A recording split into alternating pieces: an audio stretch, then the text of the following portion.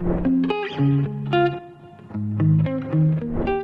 everyone, I'm Ramit from Scalar, and today we have a special guest with us who's Puneet. Puneet is a PhD candidate at the University of Maryland, College Park, as well as he is a research intern at Adobe Research in US. Puneet's been a friend of mine from, I can't remember how many years now, we're getting really old, so I don't remember, but it's been a fairly long time and he was in college with me. So it's been nice to personally see his journey from NSIT in India all the way to Maryland and now working with Adobe and publishing all these great research papers and all of this. So I wanted to take some time to invite Puneet, given that we've been getting a lot of interest in terms of research and some of the research related initiatives that we've been taking at Scala. So with that, we have Puneet today, who will shed some light on his research exposure, research experiences. We've also got a lot of great questions coming in from the community that we'll also take up towards the end of this talk. And as always, feel free to reach out to me or Puneet on any of the social media channels, and we'll be happy to take up any further questions if you have. So that being said, welcome, Puneet. Thanks for taking the time out. And as we start, I think it'd be good to get a brief introduction of what your journey has been like, an introduction of how you started and where you are today, just so our guests get some context. Thanks, Ramit. So, my journey started from NSIT. I did my bachelor's in computer engineering, graduated in 2018.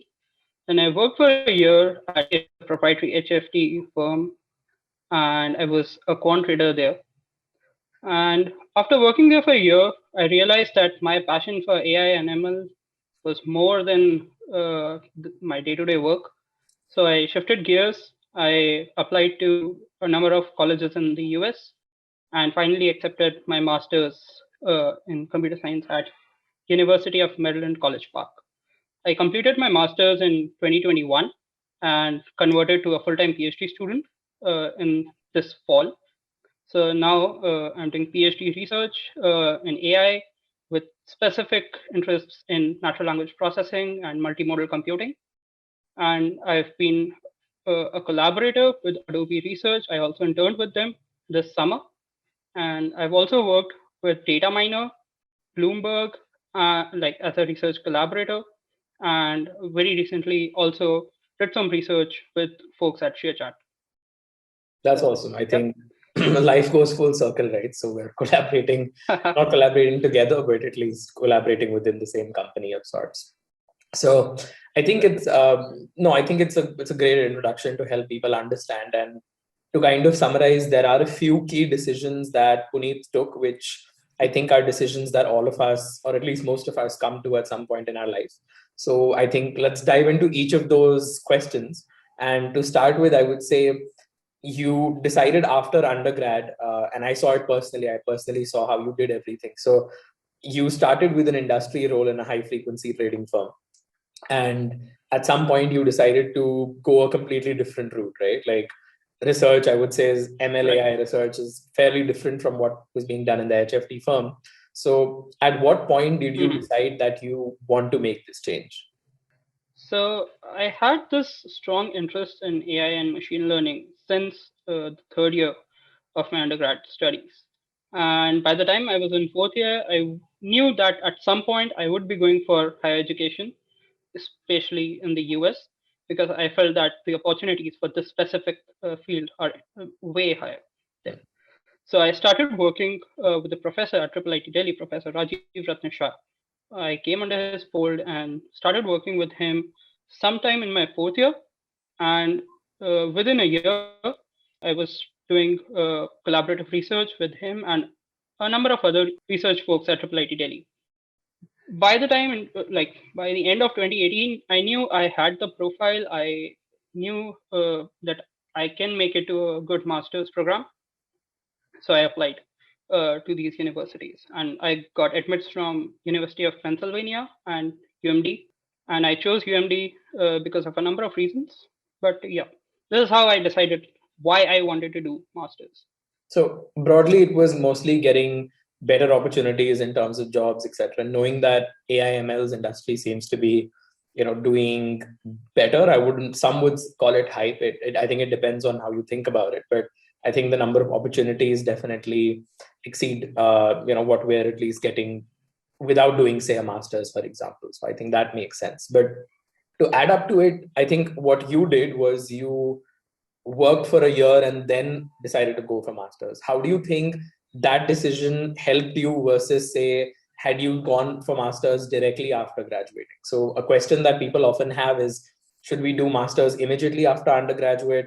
Because that way you save more time. You can, save more time and start your career after masters earlier, versus you getting some work experience which could possibly strengthen your profile or even show you what an industry role is like before you go to masters. So what are your thoughts there? What decisions did you take?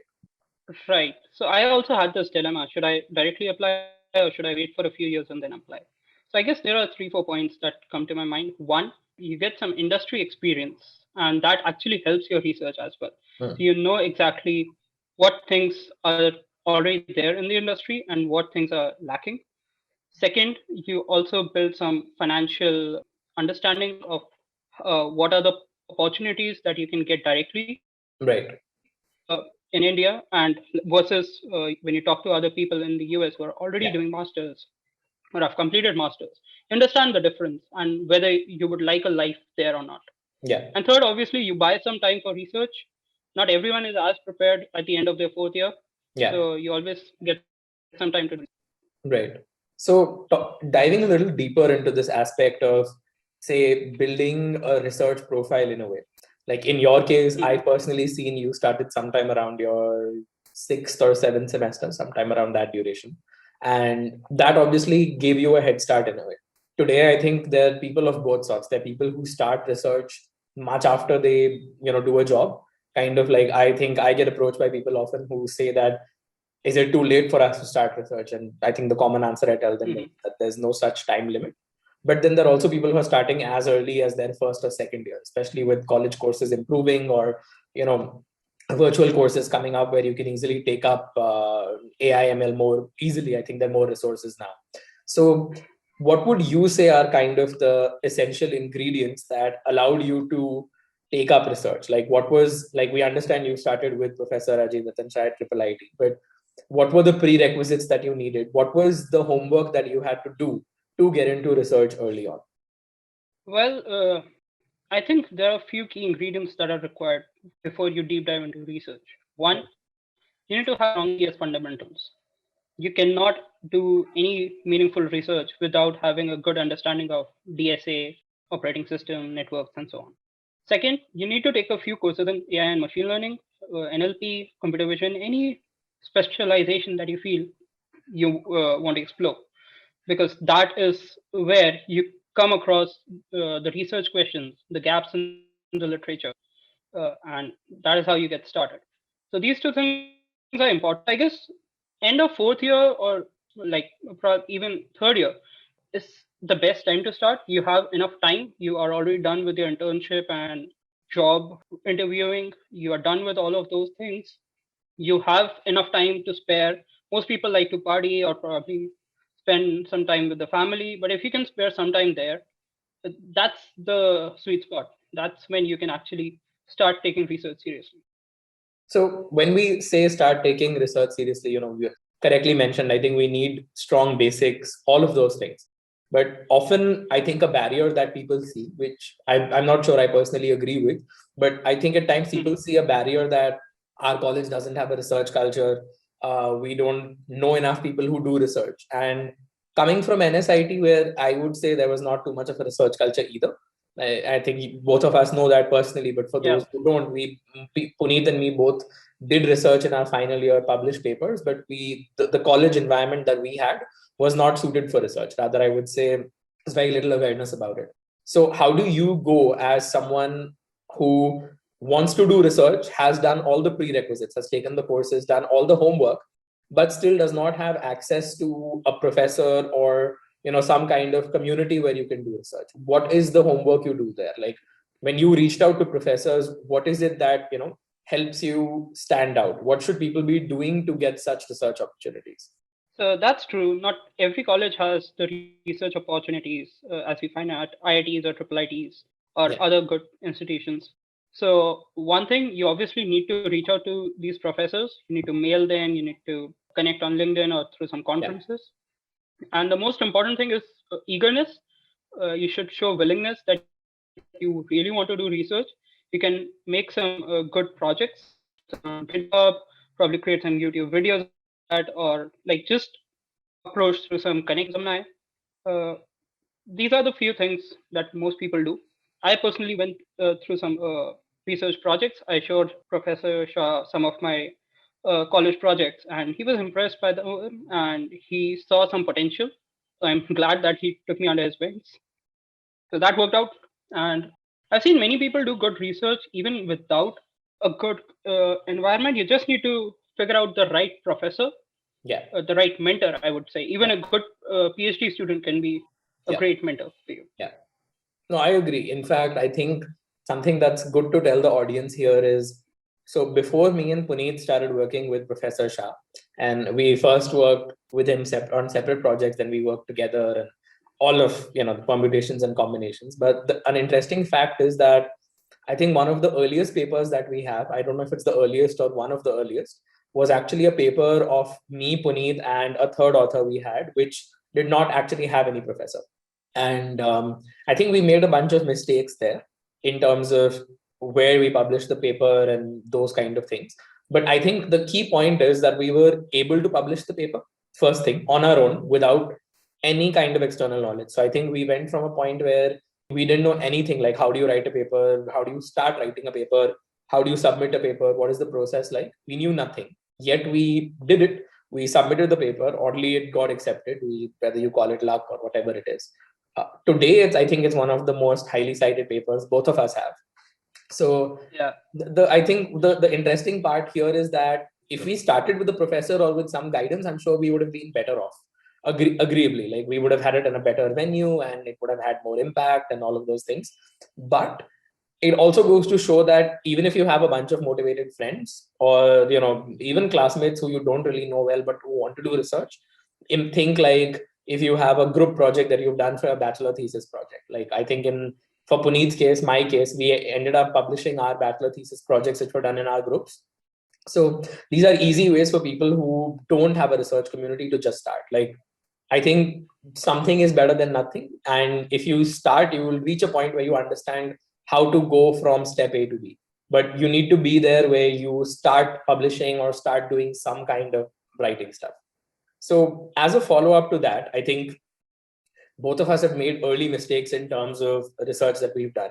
What are some good pointers that you would give to people who are just starting out with research? Like they have a group and everything, but what are some important key quick takeaways that they can have before they submit their first paper or before they try to write their first paper? So I guess it's an iterative process. There's a lot of hit and trial involved, and you can never get it right. Yeah. So understanding this fact itself is uh, a major boost for many people, because most people just keep wondering what they should do and end up doing nothing. Yeah. So one, understand that you're going to make mistakes, you're going to face rejection. Rejections is a part of life. Yeah. It's a part of life for every researcher, and I would say everyone in the industry, Yeah. in the research community, Yeah. does a bunch of mistakes they're really embarrassed about. They never talk about it, but I Yeah. think everyone should talk about that. Second, read more.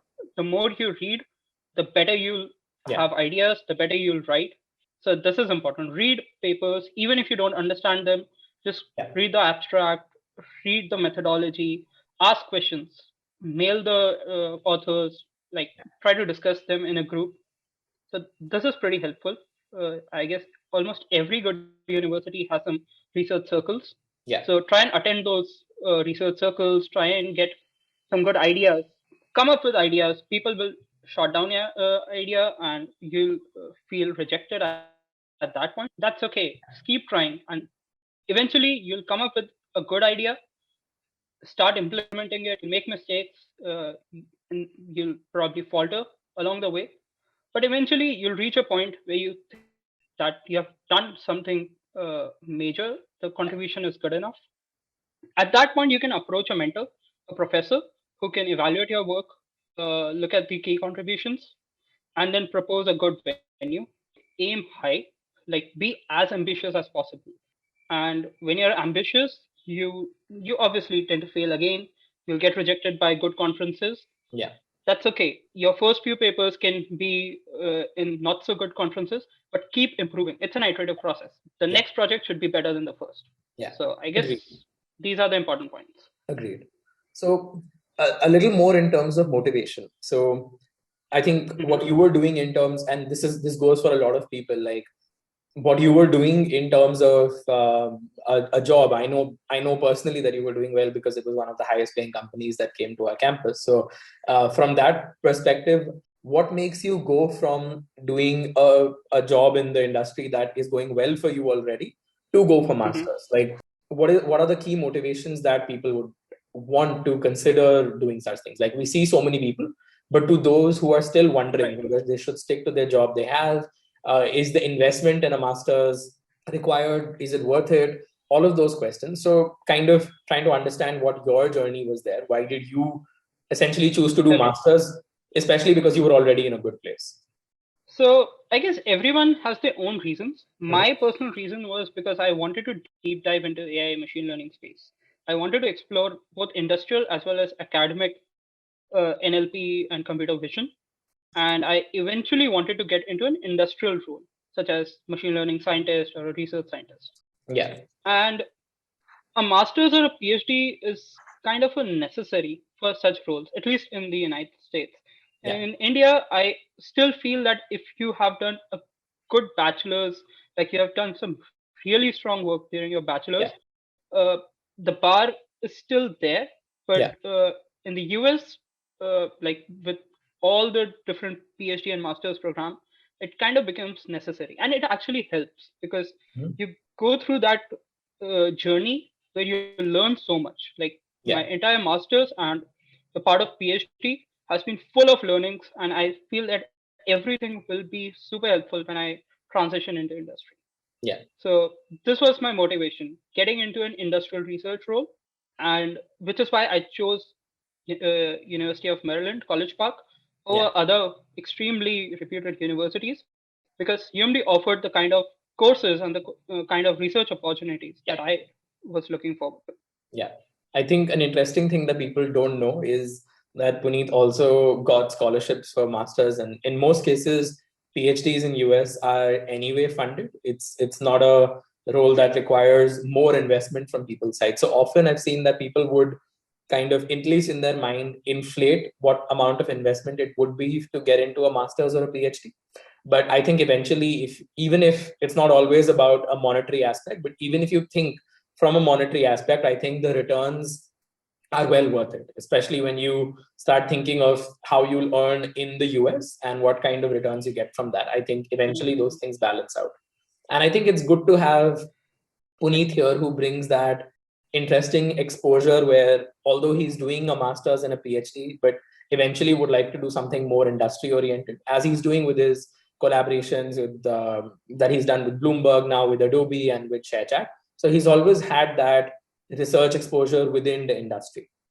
Now, an important point here is that when you are doing or looking for this industry kind of work in, after your master's or your PhD, what are the benefits that you think you got by doing this master's or PhD, which you would have not got otherwise? Let's say if you had done, say, I think obviously one of the biggest things is that you get to live in the US if you want to, and that comes with its own pros and cons. But other than that, in terms of absolute job opportunities, like even if you had to come back to India, for example, what things do you think you've got an edge over with such a program? Okay, so I guess the number one thing is that before my master's, I was more of an engineer. My work involved designing applications and solving problems which do have a deterministic solution. Yeah, Uh, as a researcher, as an applied AI researcher, I feel that I'm working on things that do not have a deterministic answer. Let's say the kind of projects that I have done, the kind of research applications that I have looked at, I won't say they are solved problems now. There's much work that needs to be done, but the kind of roles that I will now be looking into will require me to come from a mindset where I'm not just thinking of solving the problem for a specific company or just doing my job, but contributing to the larger research community as a whole. Yeah. Let me give you an example. So very recently, I did a project with Adobe that involved working on layouts and documents. So the problem was not deterministic. In fact, it's a hard problem. It's still not solved. We have made much progress in the space, but there's still much to do. But whatever work that has been done has actually improved the state of the art by some X Yeah. percentage. So it's an iterative journey where you keep improving, Yeah. and the companies want to hire such people that can think creative solutions for solving these hard problems. Yeah. So this is the context. If you want to solve hard problems and apply creative solutions to it, Yeah. a PhD offers you the best platform to start doing this early on in your career. Yeah. And once you keep doing this for, let's say, 2 to 3 years, with different collaborations on different projects in different domains, you get into that mindset so that when you transition into the industry, you already know how to approach these hard problems. Yeah. No, completely agreed. I think another interesting thing that people should see that what one gets out of a master's or a PhD is that you do a lot of industrial internships along your way. I think at this point, within 2 years, you work with at least 4 or 5 companies easily, maybe more through your collaborations. And that allows you a lot of different Right. industry exposure. And it sets you up for some really niche roles that someone without a master's or a PhD would not get. Me personally, having not done a master's, for example, I've often had conversation in conferences where people would say, oh, you don't have a master's or a PhD, so you would not be a good fit for some of these roles. So when you think of something like, when you see roles like Facebook AI research, you see roles like Google research, Adobe research, the big thing to keep in mind is that yes, these roles are slightly more prestigious, they're slightly more selective, they do come with better pay packages, with better benefits, attending conferences, networking, all of that. And the pathway to that is showing that you can do applied research, which comes with masters and a PhD kind of degree. That definitely comes. So pretty much agreed over there. Taking one step into understanding how one gets into such masters or PhD program, Mhm. but even before that, I think an important thing to understand for people is, so we spoke a lot about papers, right? And people who are Right. more research oriented might know what these papers are.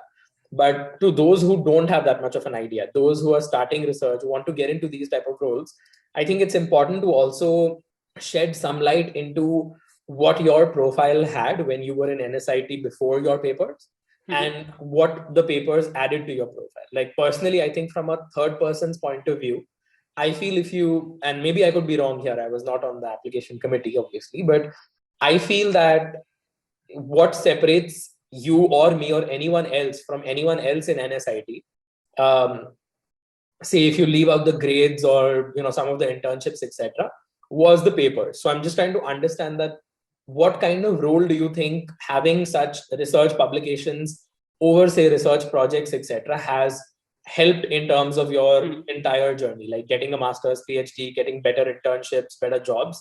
What roles do papers have in these? Okay, so let me talk about the admission process because Yeah. this is something that many people are interested in. Yeah. So we need to understand how US universities work. Let's talk about the master's level. Yeah. There are three types of universities, and this is just my opinion. I might Yeah. be wrong, Yeah. but I've seen three types of master's program. One are completely research focused. Yeah. Second, they are more course focused. They just want you to do good courses, get Yeah. good grades, and transition into the industry. Yeah. Third are a hybrid mix. They want both, best of both worlds. So Yeah. I'll talk about the first category because UMD's master's program is extensively research focused. Yeah. So most of the courses have a research component. You have to work on an open-ended problem, Yeah. write some white papers, Yeah. technical reports, submit it as part of evaluation, Yeah. and all of those things. Yeah. So such university programs are selectively few. They Yeah. are pretty selective in the nature because they are looking for people who can do research, and they have plans to continue doing research even after graduating. Yeah. So they're looking for people who either want to get into a PhD after the masters or want to do more applied research, let's say a research engineer role. Or when you talk about AI machine learning, this can be more of an ML engineer role. Yeah. So they're looking for such kind of people. And because they are so selective and they know the kind of journey that these students will have, they also try to fund as many students as possible. So UMD was generous enough to give me a full ride through RA and TA during Yeah. my master's program, and obviously through the PhD. So this actually makes your path easy. You just need to focus on the research side of things. You just need to Yeah. focus on the next set of things that you want to do. You either get into a research role in industry or a PhD, apply for PhD programs. You Yeah. don't have that loan burden on you. How to get into such programs? So obviously, when they are talking about research, they want to see what you have done before. Yeah. So have you worked with professors? Have you published good A star papers? A star Yeah. means the top tier papers. Hmm. Have you done some industrial research Yeah. internships Yeah. that makes you qualified for this Yeah. program? So all of these things do matter. When I talk about my resume and my profile in general, so coming from NSIT, I had moderate grades, and I would say I had 1 year of industry experience. Yeah. But what set me apart was the research experience that I had at IIIT Delhi, Yeah. and also the papers. I had one faculty paper and a couple of workshop papers in ACL, EMNLP, and other Yeah. top tier conferences. So that set me apart Yeah. from the applicant pool. Yeah. And once you have these papers, it's very easy to get LORs from the people who you have worked with. Yeah. And you can also write the entire story of how you transitioned into research, how you published those papers, what things you worked on in your SOP. So this SOP acts as a proof Yeah. of everything that you have done. The Yeah. LORs back that proof through someone who has mentored you very closely. So Yeah. you don't actually need to go and have someone write a LOR for you. Yeah. Or a lot of students do this. They also write their own letters, like just trying to praise themselves. But I guess these are very shallow Yeah. letters. They don't count that much in the process.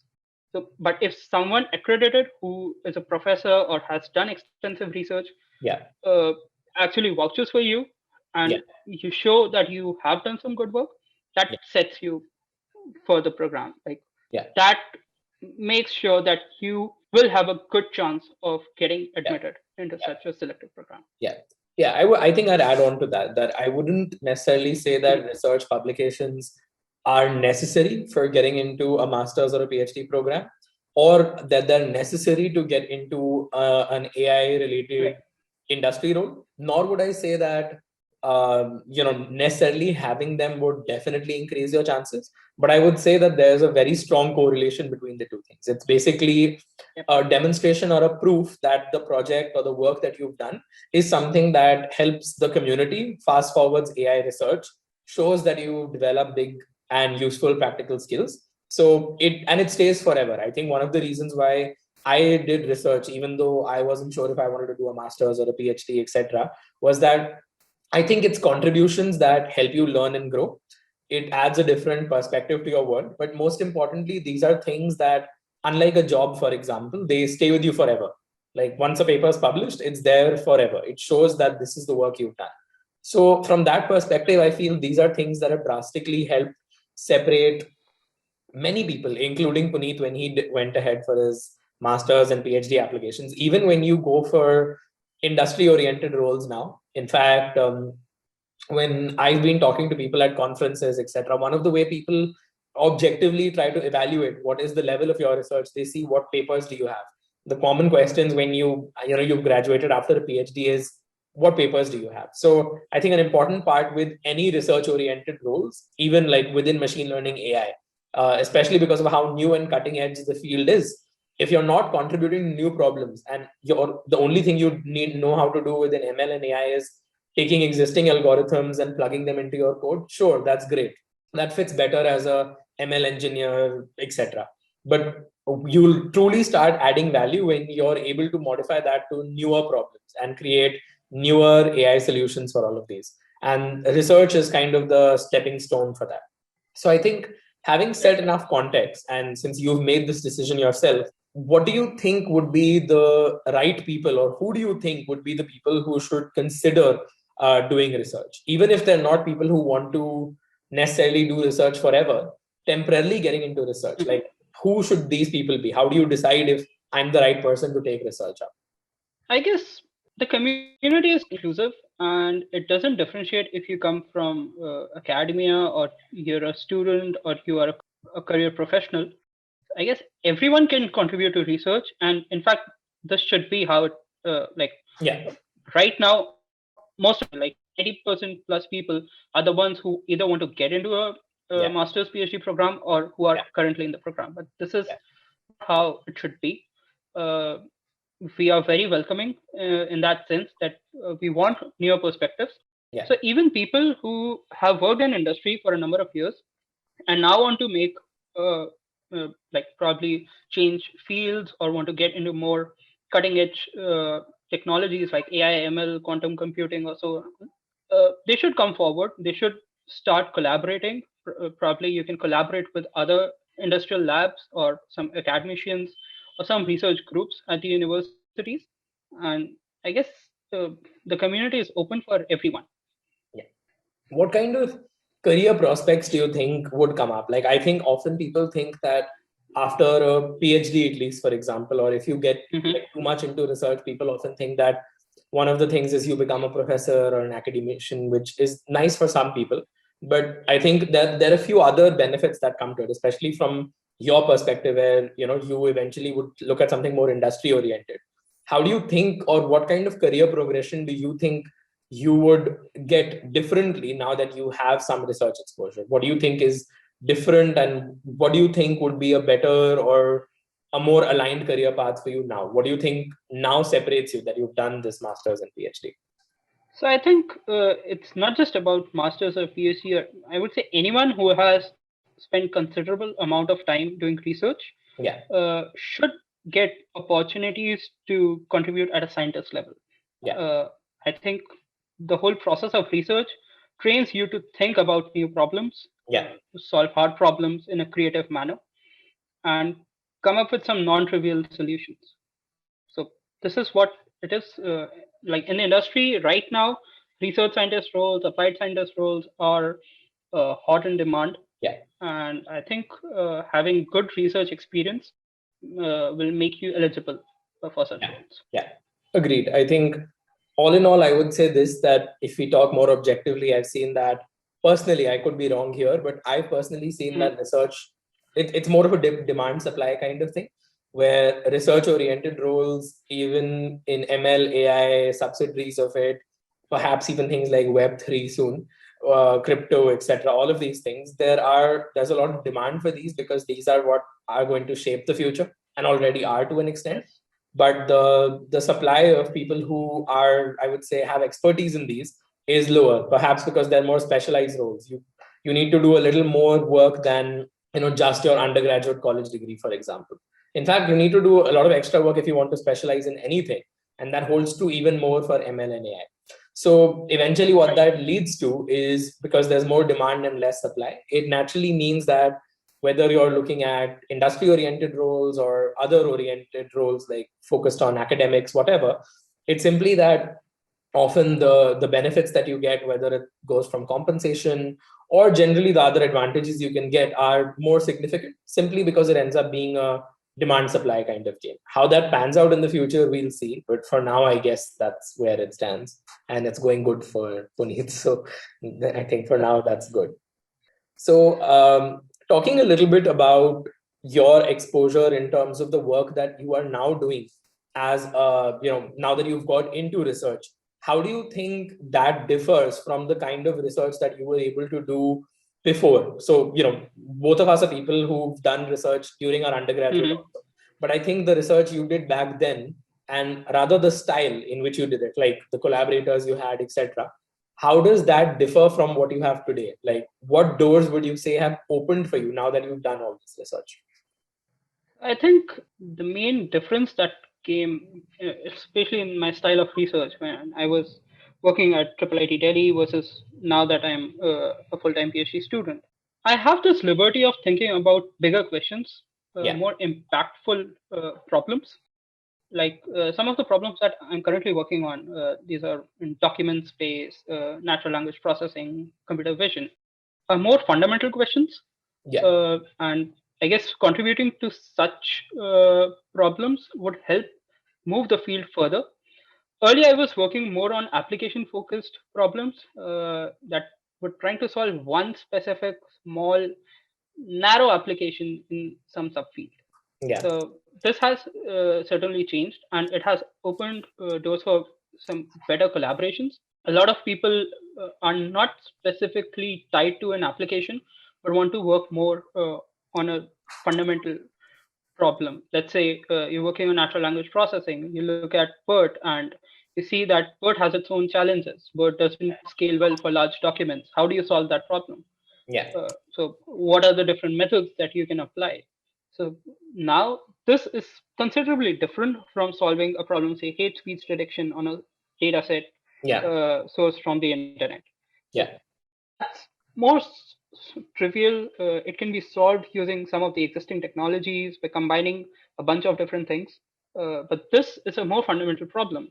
Tackling this problem means almost every company, every research organization is now more interested in your work. So I Yeah. guess this comes naturally as you keep doing research, you mature in a way, and you realize that there are better questions that need to be answered. There are better problems that need to be tackled. Yeah. No, completely agreed. I think one of the biggest benefits is having exposure to, I'd say, more general problem statements that can make a bigger impact. Like, I think when people start research, we all start from an application perspective. Like, you start with the data set and you try to solve that problem, which is a good way to start. But when you want to start creating actual value, you need to solve bigger, more general problems, which at times come with Right. greater exposure, with better connections. And I feel like doing some research on your own is a good way to start with that. Right. So I think it's been really helpful understanding a lot of your journey, understanding a lot of those decisions, which have been really helpful. Now we've got a huge number of questions that came in from Twitter and LinkedIn as Yeah. well. So I'd like to start by taking some of those and getting what your opinion is on them. So the first question is, how do you choose a research topic and publish a research paper for the first time? I think it's a good question because this is where most of the people today stand. So Right. So I guess your first research project should be entirely based on interest. What topic actually interests you and you solving that? So I guess this is how I started when I looked at the internet in general, different social media platforms like Facebook, Twitter, and I found that there was high volume of hate speech, and I wanted to solve that. So I started studying what tools and technologies I can use to solve this problem. I got introduced to different aspects of natural language processing and social media analytics, yeah, and this is how I started my research journey. And then solving next problem and then trying to solve other sub problems, you yeah, tend to form a research topic of your own, and then yeah, you can keep contributing. So this kind of creates a niche, and then you can either keep exploring the same niche, or you can then yeah, digress to some other topic in the yeah, related domain. yeah. Agreed. I think one of the important things to keep in mind, which people don't Hmm. look at, is you need to focus on what your interests are. Like eventually, agreed, you're doing research because you want papers and that helps your master's application or it helps you get better jobs, better salary, etc. But if you want it to be sustainable, you need to do something that interests you. That I think holds true for anything in life, but even more so with Hmm. research. Start with a problem statement that you have some interest in. Most likely it'll be an application. And I'll give you some broad applications of it.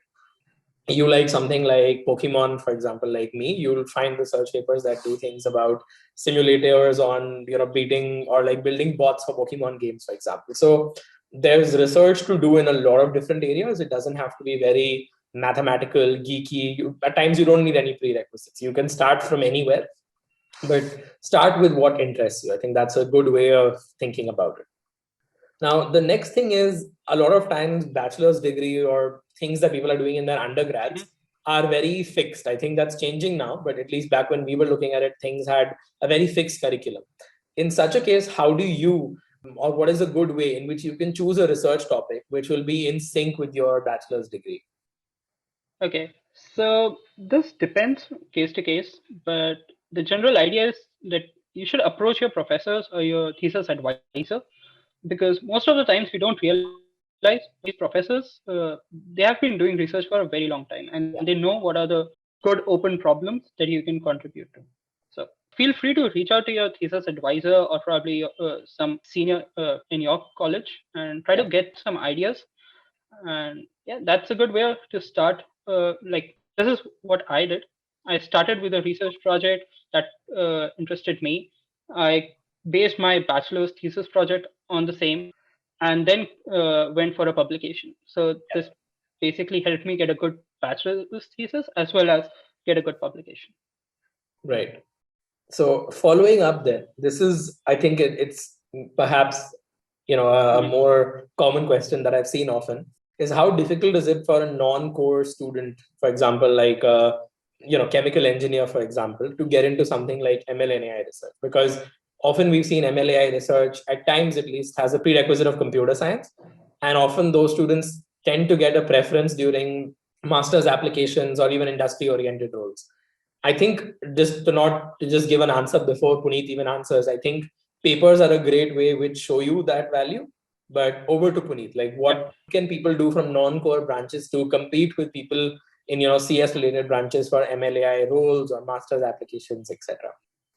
I would say don't see your degree as a handicap. See it as an advantage that you have done something that none other applicant knows about. So if you have a degree in chemistry, why don't you start from there? Why don't you look at applications of machine learning and AI in chemistry? Yeah, There have been a number of papers on identifying and classifying different chemical compounds based on yeah, some analysis. So you can start from there. You can look at problems that involve machine learning and AI in your specific domain, and then try to get some papers out, try to publish that work. yeah, And that's a very good start. And that shows that coming from a non-traditional background, you still made it work. You still have the fire in you to keep yeah. going and learning new and better things. Yeah, I think that's a very wise thing to say. In fact, it adds perspective to myself as well, because it's kind of a broader message here is that you are kind of using what's different or what you would think as a handicap about you as a strength, perhaps. Like when you start doing research, you'll realize that there are certain problem statements that everyone has done. I'll give you an example, like if you've done the Andrew NG course, for example, which most people do, or if you've done like some Coursera course on Boston house price prediction or classifying handwritten digits. At this point, every second person has some random project like that in their resume. But if you come from a chemistry background, you can use that to show a very different side. In fact, something about research that's good is it's very interdisciplinary. So often we work with people not just in CS, but we work with people who work in other domains. And that again opens up a lot of different opportunities for you, because you can start working with, like Puneet said, chemical engineers. In Mm. fact, when we do work around mental health, we work with people who, psychologists, doctors, all of these things. You get a lot of different exposure, and research allows that, because together we're all working on an open scientific problem. So definitely keep Puneet's points in mind about that. The next question Right. around, And to add to that, yeah, go on, sorry, go on. just wanted to add one more point. When I started Professor Rajiv Ranjan Shah at IIIT Delhi, my first project involved working on medical images, and I had zero idea how these medical images are analyzed. Doctor who was a practitioner from the last 20 years, and he had a ton of domain knowledge about medicine, about histopathology, and different things, Yeah, and that added certain zing to the project. That I came from a machine learning background. The collaborators came from a medicine background, and we tried to complement each other's strengths. And this actually led to a very solid paper yeah, because it tried to solve different problems in both the domains. yeah, So this can always be advantageous. If you are coming from a non-traditional background, do not think yourself a second to anybody else. yeah. So just keep Yeah, I focusing think on that your I think strengths that's a great and try example. to collaborate with people. Yeah. Yeah. I know. I think that's a great example. In fact, if we think about it, that is so. Before Puneet applied for his master's program, that paper, in fact, the biomedical one, I think was the biggest contributor Yeah. to that. So yeah, I think that's a great example of it. And following up, another question that we have from Twitter is along similar lines, and perhaps I think we've answered part of it, but we'll take it up properly again because this is, I think, the question that everyone asks. So, do we need to have a paper published to be considered, especially for a PhD position? And can you explain more briefly? Even I think one thing we can dive into is when you're thinking masters versus PhD, what are certain other things that your profile needs to have, and perhaps how important are these papers for masters, PhD, industry AI related roles and such? Right. So having papers or not is a very controversial question. Different people have different answers. Yeah. I'll try to answer according to my experience. So I would say that if you don't have a very strong research profile, you don't have really strong papers, you can still try for a good master's program. And during the master's program, you can work with some professors, try to get a few papers under your belt, and then apply to the PhD program, probably in the same university or some different university. That's one way to go. If you already have good papers and you feel that you strongly want to do a PhD, then you should directly apply to a PhD program. That saves time, that saves effort, and uh, keeps things very direct. Having a paper is always advantageous, even if some people say that it's not required. Most applicants come with a few good publications in their profile. So try to keep this thing in mind while you're applying. And because this is the application season, I guess a lot of people would be anxious whether they'll get into their dream university or not. It's always subjective, but at the same time, it's good to have. Yeah. No, agreed. I think those are good points around it. And again, I'll just reiterate what both of us said earlier. It's an important thing to keep in mind that I don't think papers are mandatory for PhDs or masters, and nor does having a paper or bunch of papers give you a guarantee that you will get into it. But there's a very strong correlation between them. In fact, a good way to understand how this correlation exists is go see the university you're interested in. Take Stanford, for example. Now take a look at all the PhD students there, master students there, and see what their profile has. And you'll get an understanding of what differentiated them. Try to speak to them and you'll see what they would say differentiated their profile. Like now that we have Puneet here, for example, if I asked him, in fact, I will ask him now, what do you think is the one thing that played the most important role in your master's PhD application process? If you had to narrow Okay, it to one so thing. I don't have a complete answer to this because I never interacted with the university Yeah, your officials own who opinion of it, accepted of me, course. but but my opinion of it is that the publications did play a very important role. Yeah. So that was critical. Without that, I don't know if I would have got into UMT or UPenn for that matter. Yeah. No, agreed. I think those are all good points that have been raised here. Now, a few more questions. I think we have a lot, but we'll try to take some that are more generic and relevant for people. Okay, so this is, I think, a question that again we briefly touched upon, but it says there's someone who I think has completed their master's degree in 2013, so it's been about 8 years now, and they're interested in considering something like getting into research now, which is again a common question that people have: that is it too late for us to start research or get into MLAI, etc.? Because when they were starting, there was a different paradigm. There weren't so many resources available. Right. So, what would your suggestion be at this point? What do you think people who are already doing jobs or people who already have a good amount of experience, how can they get started? Especially because they don't have enough time, they don't have the same opportunities at times. In fact, some of the people who graduated much earlier, in fact, someone I spoke to told me that they have a newborn and it's difficult for them to manage all of these different things. So, what would your suggestion be to people who already have a lot of experience but now want to get started? Okay, so there are two parts of this question. One, getting started into machine learning AI in general. Second, getting started into research. Yeah. If you want to get into MLAI, there are a number of courses that you can do to upskill. Yeah. You can probably, I guess, Scalar is coming up with some good courses in data science and machine learning space. So there's something to look forward to. If you want to get started into research, I guess uh, getting your hands dirty is the only way possible. Yeah. You will have to take a side project. Let's say you don't want to publish, but even if you take a good side project, or probably just take a publication Yeah. and get the code and try and implement it at your end, even that can be a good start. So that can teach you the basics of dealing with problems, trying to get your hands dirty, and then you can figure out if you really want to do this full time, or do you want to keep it as a side hobby. Yeah. No, I think that's an important point. The most important thing is that there's no shortcut, unfortunately.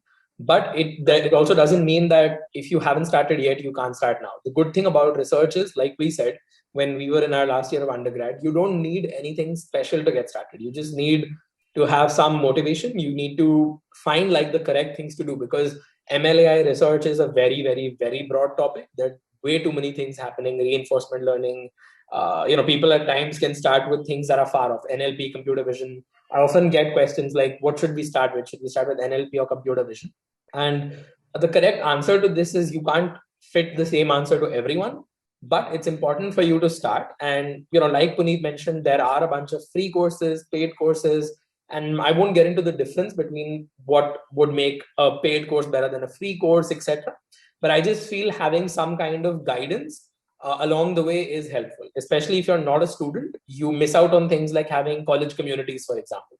So when I was in, what differentiates me today, like now that I'm doing a full-time job, or back when I was doing a full-time job in, say, a tower, for example, or when Puneet was working in ST, the HFT that he was working with, we worked with people who did not have an MLAI background experience, or perhaps even the time to do it. So at this point, we couldn't just go and randomly find people who wanted to work on research projects with us. Whereas during college, me and Puneet were just talking one day randomly, and we decided, why not start doing it together? So as you become more experienced, it becomes important to find some community of people who can help you do this. So, try looking for communities, courses, and no time is too late to kind of upskill yourself in that way. Okay. Just looking at one or two final questions, which aren't so much about research journeys, but a few important questions on ML and AI in general. And this perhaps would be a better, Puneet is a great person to answer these. So fairly long question that I'll try to trim down a little bit. But I think one of the questions is, why is research so hyped up, and why does funding things like deep learning models for generating captions for images get so easily funded? Like, I think we all know that research has a tremendous amount of funding behind it. In fact, all the industrial roles pay a lot more, etc. So then, why does this tend to happen? Like, why are these being perhaps paid more attention when there are in fact more serious issues, perhaps? So just I think the broad summary of the question is, why is there so much funding money behind it? Why are these things perhaps so hyped up? Like, what's the entire hype about these things? I guess it all starts from money. Like, if you have the right set of funding for a project, things are easier to push forward. Yeah. And a lot of companies want to solve problems that can generate profits for them. Yeah. And when they see that there's an easy path to profitability through those projects, there's more cash flow. Yeah. At the same time, there are a lot of NGOs and other government organizations that are now looking at applying AI for, let's say, climate change, reducing pollution, and such societal problems. I guess there are a few good organizations within India as well, which are now using AI for solving such problems. I know Google Research does a lot of AI for social good work. Padwani AI is another similar organization. So people have started looking at these things as well. Obviously, they require more and more people to get interested in the space. And if someone new is starting, should be looking at AI for good, because this is one space that has a dearth of people, but no dearth of problems. Yeah. No, I think that's an important thing. That I think whether it's hype or not is difficult to say from an individual person's perspective. I think it differs from every person's perspective. Like, some would say crypto is hype, some would say crypto has its own benefits. So I think that's the answer there is more of to each their own. But I would say this, that you should not get into it because of the hype. You should only get into it if it actually interests you. And I would say that's the takeaway here, that AI has a lot of shortcomings in terms of ethics, privacy. We won't get into any of that today. I think that's a much bigger discussion for more qualified people than myself to talk about. But I feel it has its pros and cons, just like everything else. But the important thing is that it does have applications that are making good progress today and will shape up the future. Perhaps a lot of the AI research that happens today is something you don't see for the next 1 year, for example. It takes a while for these things to go from research to a real world application. Like when you look at industry, when you look at software, for example, you often see that the code you do, it goes live in a few weeks, months, at times even in a few days, and you can see real impact. With research, that impact is going to take longer to come there, and it might take several different iterations, hundreds of people working on the same problem for years to make any impactful, meaningful results. And at times the whole thing might lead to failures, but ultimately there's some learning that comes out of it. And I would say a lot of the things today have changed in terms of how AI works. So I'll start from small examples like things that one would say might not be the most meaningful, but still, if you look at social media, for example, most of social media moderation, like hate speech detection, etc., all of these things are now much better because of how AI is able to handle them. Feed generation, pricing algorithms, all of these different things work with AI as a backbone. It is definitely possible to have those applications without AI, but there's so much that AI makes possible. Even if you go to medical applications like the work Puneet did earlier, where you can use AI to look at X-ray scans, different types of MRIs, etc. AI definitely helps. Whether that money could have been put to better use or not, perhaps is again a question out of scope for our discussion here. But I think it's a great question, which involves some interesting thought-provoking points. But I'd say this, that despite those opinions, AI is here to stay for sure. So if it interests you and you think the opportunities are great, you should perhaps look into getting into that. So yeah, I think that's a summary of most of what we had. There are still a bunch of questions, but I won't get into them. I think we've hit around a 1 hour mark, which is quite a bit. Puneet's a busy person who's taken out a lot of his time from his busy PhD meetings. So we'll leave him now. But that being said, thanks a ton, Puneet, for being here. We've hopefully answered a huge number of questions and clarified a lot for people that are interested in these things. But as always, if you're interested, feel free to reach out to us via Scalar. Any questions that you have, reach out to us via social media, LinkedIn, Twitter, whatever it is. Feel free to reach out. We'll be happy to talk more about these things. And yeah, hopefully, Puneet, keep doing the great work with research. And hopefully someday we might have you, we both of us might be on another Scalar session soon. Thank you, Ramit. It was great having this conversation with you. Yeah. And I hope everyone can learn something from this AMA. Yeah. So okay. Please feel free to reach out through mail or any of the social media links. Okay, awesome. Thank you, everybody. Bye-bye.